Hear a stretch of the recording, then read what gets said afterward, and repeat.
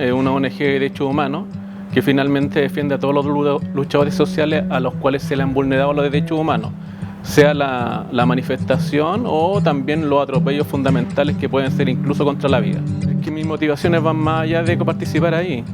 O sea, yo estudié Derecho por una finalidad. Creo que hay una generación de abogados que estudiaron por eso. La generación de abogados que estudió en los 80 y en los años 90 tiene que ver que una pléyade nueva, donde se violaron los derechos humanos en Chile y que finalmente cree que eso no se vuelva a repetir.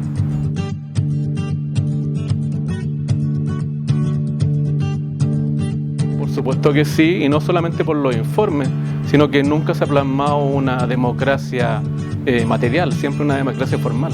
Y después de la concertación mucho más intenso, y solo por un actuar que se ha legitimado, es decir, se ha legitimado un actuar institucional que se ha transgredido ahora intensamente y ha terminado, ojo, con 49 muertos ya fundamentados en tratados, en cuestiones internacionales.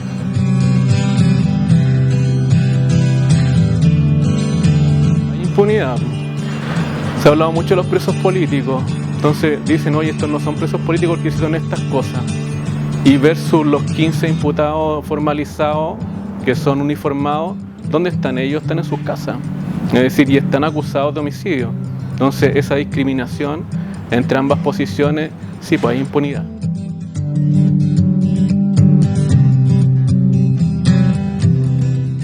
Sí, porque cumplen los cánones de la Convención Europea de Derechos Humanos del año 50.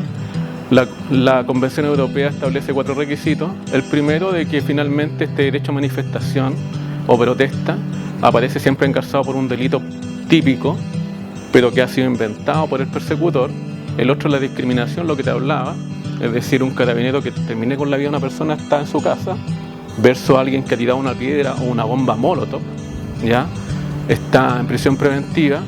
Y también hay un aspecto que a mí me parece aún más grave. Se ha confundido esto de la prisión política con los presos de conciencia y llaman eso finalmente burlar la verdad. O sea, ¿tú crees que Inglaterra, cuando hizo la prisión de Gandhi y la gente puede ver las películas, eso era prisión política? No, pues Gandhi era un terrorista.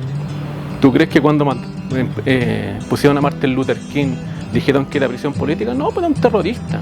De la misma manera también de gente que se ha levantado como Mandela, etc.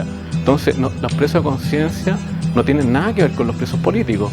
Tienen una motivación política y finalmente la incorporación del Estado es una cuestión mucho más fuerte. En este caso, lo que se ha discutido, y en ese caso sí que está bien el Parlamento, la extensión de las prisiones preventivas. Es muy amplia la extensión de las prisiones preventivas. Sobre todo que en ese tiempo de extensión pueden incorporar muchas más pruebas al Ministerio Público.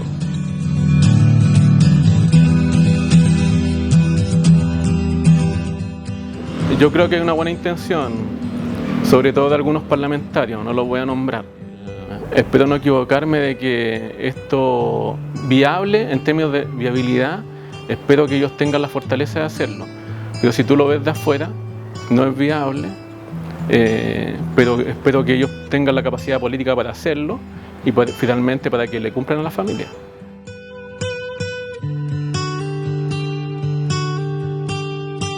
Tiene que ver con un concepto que virtió una vez Eduardo Noboa Monreal. En Chile existe justicia de clase, él se lo preguntó el año 69.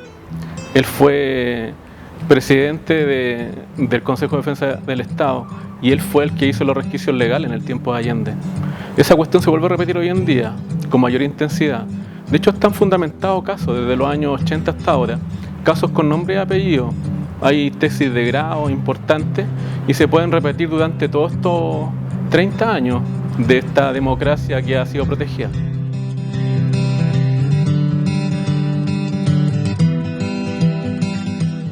Es que el fascismo tiene que ver con una concepción y yo creo que de alguna manera han llegado jueces distintos a estar ahí decidiendo. Así algunos con nombre y apellido que no quiero nombrar para no perjudicarlos, pero con nombre y apellido y también han sido perjudicados. O sea, se sabe el nombre del juez Urrutia, lo puedo nombrar. Pero hay otros más bastante importantes, pero no solamente en esa área penal, sino que en el área laboral, etc. O también, si tú lo puedes ver, hay ciertos relumbrones, como pasó una vez la segunda sala con el caso Huracán, donde se pudo ver que la calidad de las pruebas no era la importante y se volcó un caso que podría haber significado prisiones importantes para gente inocente.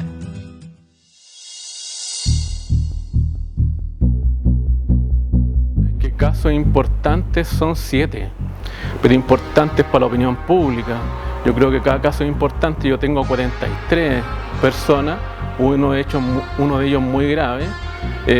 Son importantes o no de acuerdo a que si usted está cerca del centro de poder o no. De hecho tenemos unos muchachos de Puente Alto que estuvieron 10 días en prisión. Ellos eran secundarios, estaban terminando la secundaria y fue en enero cuando fue esto la PSU. Nos pareció que una intensidad bastante fuerte con personas de secundaria con irreprochable conducta anterior, y finalmente eso va a terminar en este mes, van a terminar absueltos, pero son casos que no le importa la opinión pública, claro, porque son de Puente Alto, o otros casos que pasan en Los Espejos o en La Pintana, pero finalmente todos esos casos son importantes porque esa gente requiere justicia, y justicia además con un defensor que tenga alguna experticia y también algunas capacidades técnicas.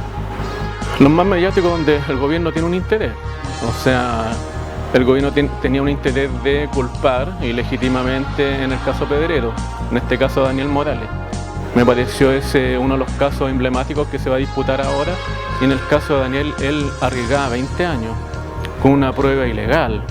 Nosotros estimábamos una prueba en cascada para lograr su absolución, siempre la mantuvimos, y finalmente lo pudimos lograr en el juicio oral.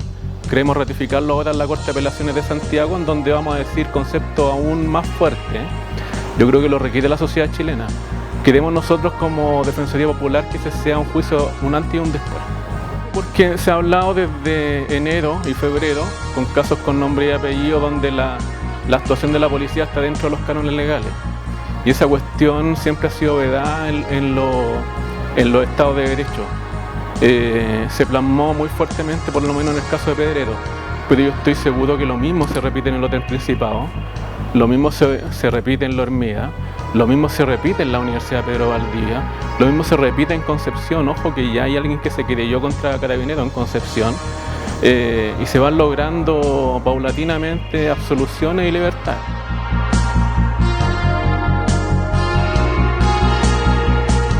De todo lo anterior, teniendo en cuenta lo siguiente, que nosotros cuando hablamos de las pruebas falsas, el director de investigaciones nos amenazó con querella, que en realidad él debería preocuparse de la casa del $1.000.000 que le prestó el Estado de Chile, que pagamos todos los chilenos, pero finalmente él se preocupa de una cuestión que nosotros vertimos en el juicio. Eso del montaje es una cuestión sociológica. Yo te puedo decir que es cuestión del debido proceso. ¿Un policía puede actuar fuera de la ley en una democracia? No. ¿Un policía puede actuar con facultades autónomas que no han sido refrendadas por un fiscal? No. Entonces, eso ya en su génesis es una infracción del debido proceso.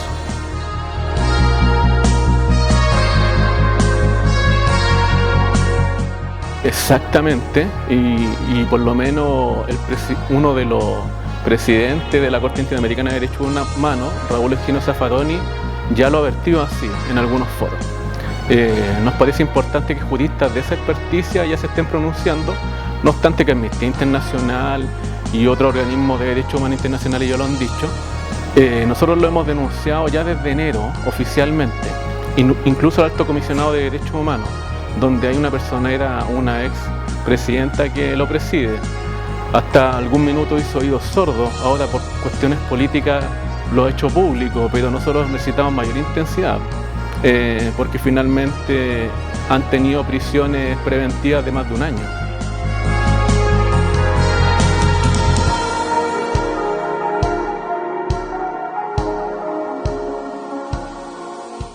La guerra sucia es un concepto político, pero yo te lo digo que hay una política criminal, por ejemplo, y sobre todo de ciertos fiscales regionales, con nombre y apellido. O sea, cuando aprenden algunos muchachos, ellos hacen algunas consideraciones de carácter político y lo hacen a aspaviento con el ministro del Interior o con el subsecretario.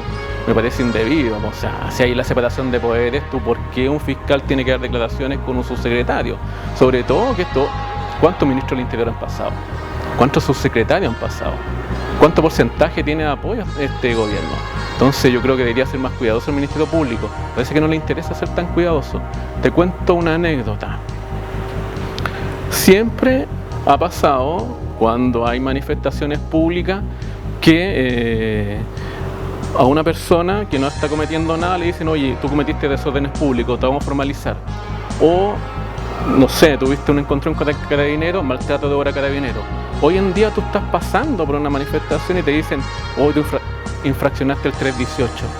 Hoy día defendí a 5 personas que se manifestaban sin tirar piedra, sin pegarle a carabinero, se manifestaban pacíficamente y le aplicaron el 318. ¿Sabes lo que pidió como cautelar el fiscal que se sentó? Arresto domiciliario total, para una pena que no pasa más de 61 días. Y lo dijo perfectamente, dijo: por instrucción del fiscal Abbott, yo tengo que pedir esta.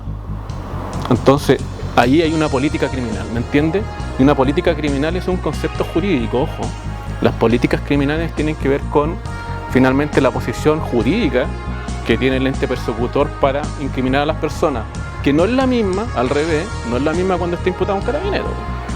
Entonces, esa posición discriminatoria es lo que yo refuto finalmente.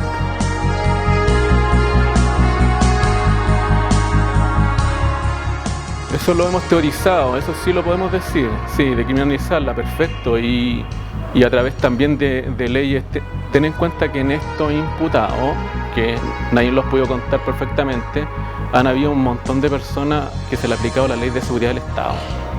Entonces, y es para tenerlo en prisión preventiva, para aplicarle una mano más dura, y con incorporación y con interpretación preferente de repente de algunos jueces de cortes de alzada, lo que me parece grave.